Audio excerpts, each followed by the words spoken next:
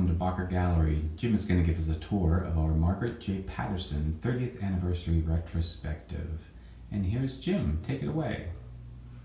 Greetings.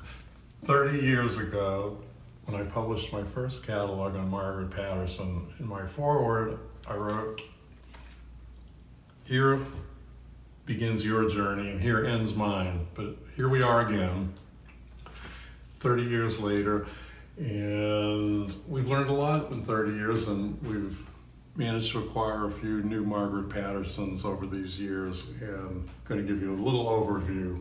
One of our recent discoveries is this incredible ink wash drawing dated 1896. Margaret started off, well, she was born in 1867 off the coast of Java. She was the daughter of a sea captain family, and basically, very much a Maine girl. And early on, she became very influenced by one of her biggest mentors, Arthur Wesley Dow.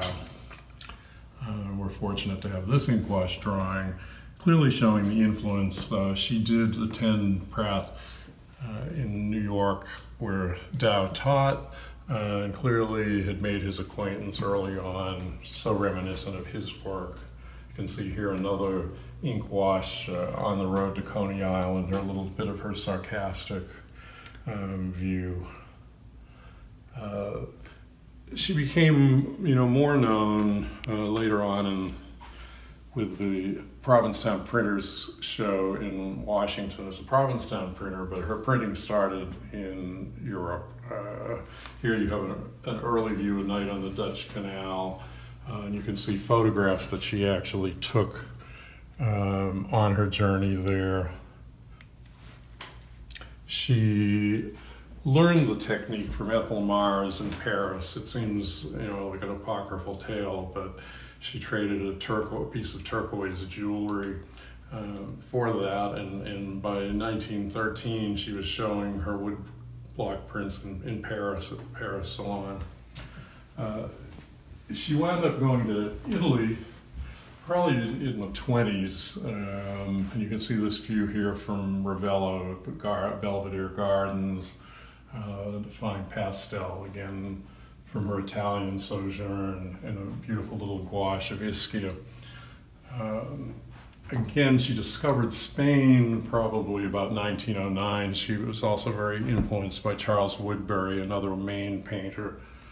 You can see this beautiful view of a print that we had never really seen before, but was the cover on our 1989 exhibition when we were in Cambridge. You can see some of her techniques here as a printmaker, from her original sketches in the mountains of Italy to her finished etching. We also have this view of Ravello, which she exhibited at the Boston Society of Artists, the Guild.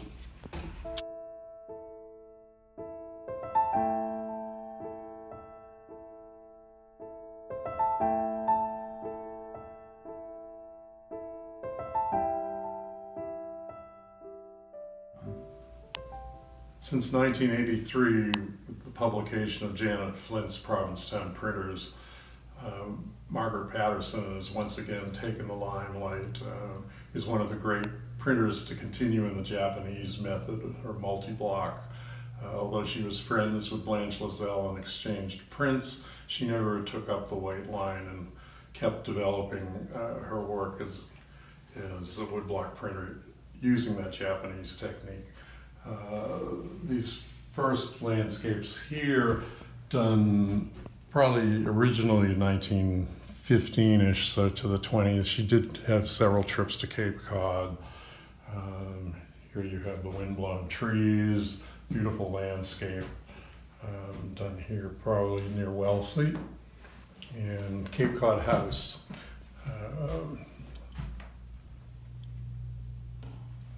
This one here, Sands Chatham.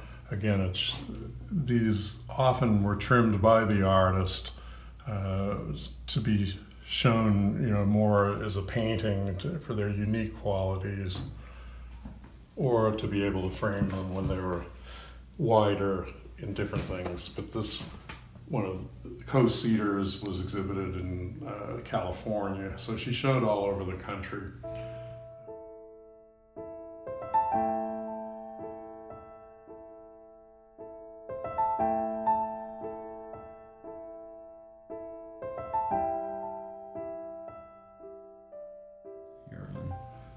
Here we have a fine oil landscape, probably the rolling hills up in Maine.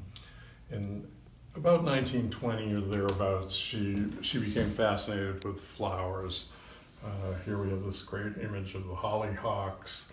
You can see an oil, original tool and frame that she had done in 1932.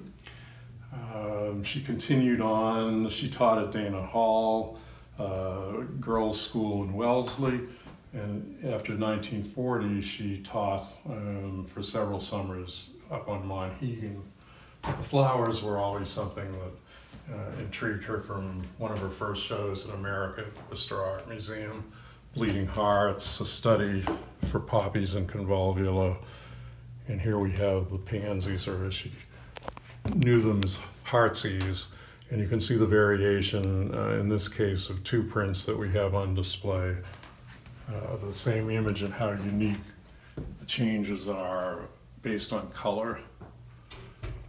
One of the culminations of her printing was white dogwood, and this is a study showing the development toward that with the gold background. The Morning Glories, Bleeding Hearts, and again, a fine still life watercolor.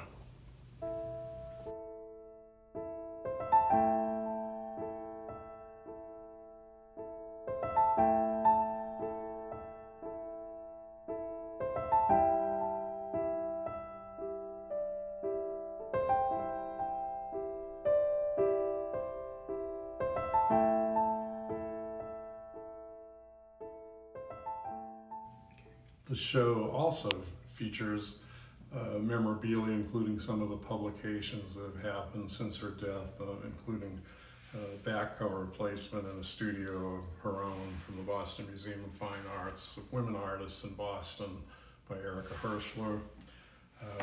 You can see some of the early